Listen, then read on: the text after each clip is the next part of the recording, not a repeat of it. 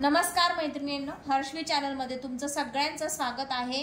आज आपण लहान बाळाला आंघोळ घालताना जे उठणं तयार केलेलं आहे ह्याबद्दल आज बोलणार आहोत।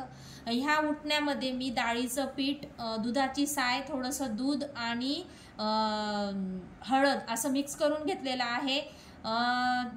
आपण बाळाला अंगावर हे सगळं लावून घेणार आहे। 5-10 मिनिटं राहू देणार आहे आणि नुसतं साध्या पाण्याने नंतर आंघोळ घालून घेणार आहे। ह्या उठण्याचं महत्त्व म्हणजे डाळीचं पीठ हे बाळाला त्वचा मुलायम करायला आणि तेलकट त्वचा असेल तर तेल ऑब्झर्व करून घ्यायला मदत करते आणि ड्राय त्वचा असेल तर त्वचा सुधारायचं काम हे डाळीचं पीठ करत असतं। हळद ही आपल्याला सगळ्यांना माहिती आहे, अँटीसेप्टिक असते, अँटीफंगल आणि अँटीसेप्टिक असल्यामुळे बाळाला काही रॅशेस वगैरे, पुरळ वगैरे आलेले असतील तर ते सुधारायचं काम हळद करत असते। आणि दूध हे आपल्याला माहिती आहे खूप उत्तम प्रकारचं क्लिन्झिंग आहे, त्वचा निथळ आणि सुंदर गोरी बनवण्याला मदत करते। म्हणून हे तिन्ही एकत्र करून मी हे उटण बनवलेलं आहे आणि बाळाच्या अंगावर हे अशा पद्धतीने पूर्ण अप्लाय करून घेणार आहे, व्यवस्थित लावून घेणार आहे। याच्यामध्ये कुणी कुणी मसुरीची डाळ पण टाकतं, पण मी मसूर डाळीचे रिझल्ट एवढे चांगले नाही आहेत असं मला वाटतंय, कारण त्याच्याने पुरळ येण्याची शक्यता असते अंगावर। आणि म्हणून हे जे मी उटण तयार केलेलं हे अगदी योग्य पद्धतीचं आहे।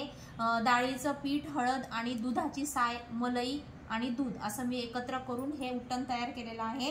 ह्या प्रकारे बाळाच्या संपूर्ण अंगावर अप्लाय करून घ्यायचं, 5 ते 10 मिनिटं राहू द्यायचं। सकाळी मालिश झाल्यानंतर आम्ही बाळाला गुंडाळून झोपवतो 1-2 तास आणि त्यानंतर मग बाळाला हे संपूर्ण उटण अंगाला लावून घेतो आणि 5-10 मिनिटं राहू देतो आणि आपल्या कोमट पाण्याने, साध्या पाण्याने धुवून टाकायचं। धुताना कुठल्याही प्रकारचा साबण वगैरे वापरायचा नाही, जेणेकरून हळदी सोबत साबणाची रिॲक्शन होऊन बाळाला काही रॅशेस वगैरे किंवा वेगळा काही त्वचेचा त्रास होण्याची शक्यता असते। म्हणून आपण हे उटण अप्लाय केल्यानंतर कुठल्याही प्रकारचा साबण, शॅम्पू आपण बाळाला लावायचा नाहीये, फक्त एक कोमट पाण्याने सर्व धुवून घ्यायचं आहे। आणि अशा प्रकारे हे जर उटण बाळाला लावलं तर आपल्या बाळाची त्वचा नितळ आणि गोरी, मुलायम, चमकदार होण्याला मदत होईल। आणि काही लहान न्यूबॉर्न बेबी असतात त्यांना कुठलाही साबण किंवा शॅम्पू सूट होत नाही, तर हे उटण कुठलाही प्रकारचा त्रास होणार नाही याची गॅरंटी आहे।